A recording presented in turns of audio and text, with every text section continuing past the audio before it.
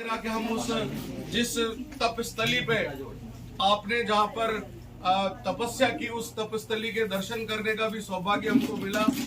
आज हम समस्त आलोक संस्थान जो सनातन के गौरव को आगे बढ़ाने के लिए सतत प्रयत्नशील रहता है और पूरे विश्व में नववर्ष को स्थापित करने का काम जो किसी ने किया तो ये आलोक संस्थान के बच्चों ने किया है। और हम उस सनातन संस्कृति के उस परम वैभव को जो कि बीच में विलुप्त हो चुका था उसको फिर से स्थापित करने में जिस तरह से बच्चों में संस्कार देकर एक नया भारत का निर्माण, जो एक नई शिक्षा नीति माननीय प्रधानमंत्री जी की जो अब आई है,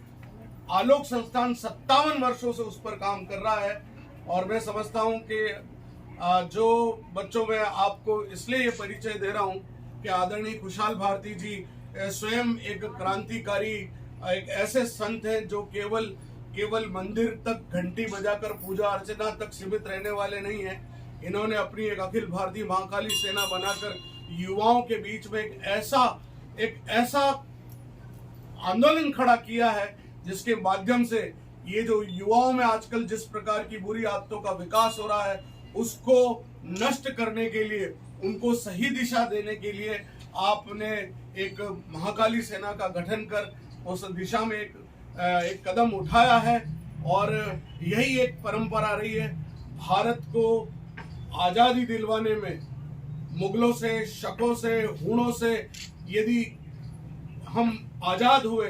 तो इतिहास गवाह है कि वो सारा काम करने वाले नागा साधु थे। और वही परंपरा जो उस समय सम्राट विक्रमादित्य ने सबसे पहले अपने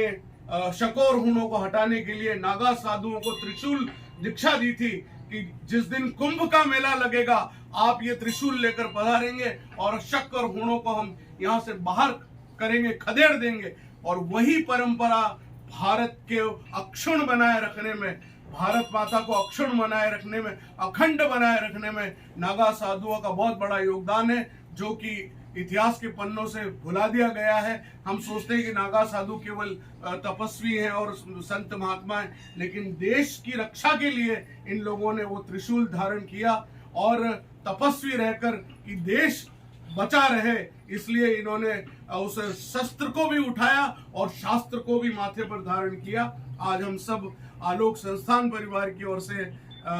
परम पूज्य 1008 दिगंबर श्री खुशहाल भारती जी का यहाँ पर अभिनंदन और स्वागत करते हैं। और इन बच्चों को ये आशीर्वाद दें, आलोक संस्थान को ये आशीर्वाद दें कि ये जो पुण्य शलीला शिक्षा की, संस्कृति की जो हम प्रवाहित कर रहे हैं उससे